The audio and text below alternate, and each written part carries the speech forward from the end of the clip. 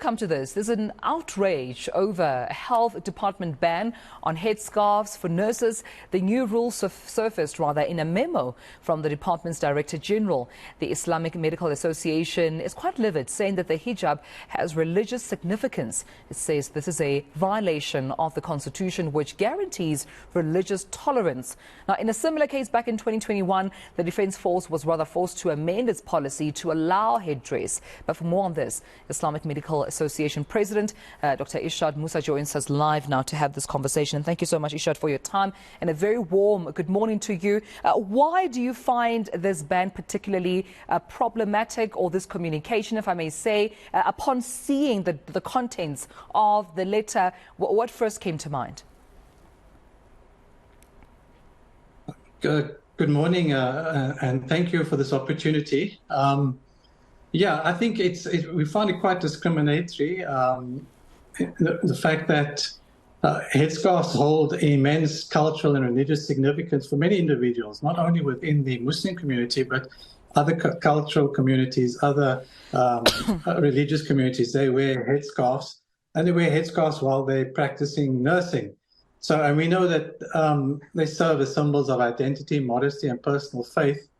And we feel in our diverse society, these things should be sort of accommodated. And we felt that the directive from the Director General missed that completely. And yeah, we were quite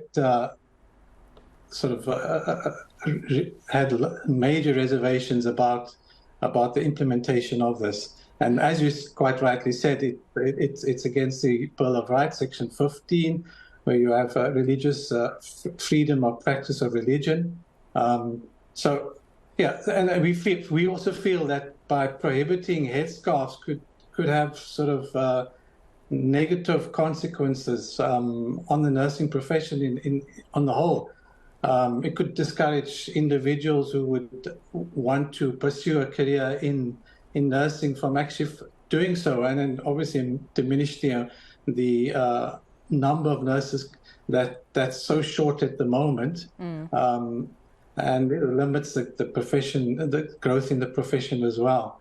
And it could hinder the nurse patient provider relationship. I mean, a lot of our patients feel comfortable or find a sort of a comfort in the familiarity of a shared cultural or religious practice with the healthcare providers. And, we're allowing nurses to wear headscarves would facilitate a stronger connection between the patients and their caregivers, leading to enhanced trust and communication and patient satisfaction, yeah. And I think what also is of significance, something that they've overlooked, is that where is the empirical evidence surrounding headscarves in the healthcare setting? There's no substantial evidence to suggest that headscarves pose an increased risk of cross-contamination or infection compared to not wearing headscarves, and compared to other headgear or headpieces that our nurses wear. Contrary to assumptions, it's been demonstrated that headscarves can provide protection against hair contamination, and similar to surgical caps that are worn in theatre environments. And with some of the reasons that you shared this morning with me, if I may just interject there, did you have an opportunity to perhaps engage with the health department regarding your concerns? Yeah, we were disappointed that they didn't consult us. I mean, they didn't consult any of the groupings about this. We haven't had an opportunity to engage with them. We have written a letter to them voicing our objections. Up till now, we haven't had any response, just to say that they've received the letter, but there has been no further engagement since then. And we're hoping that the department will reevaluate this directive and ensure that they sort of allow for and foster a sense of inclusivity, Right, right. And just before I let you go then, Irshad, because, you're still saying that letter hasn't been responded to in terms of, the amendment being made, or at least the department withdrawing that memo, that they would no longer be banning headscarves. What does that mean then for nurses now, for healthcare providers now, who are practicing, Muslim rights and traditions and, their religious beliefs, and continue to wear their headscarves, want to go to work and serve? What does it mean for them in the meantime, in the interim, while you're hoping to hear from the department?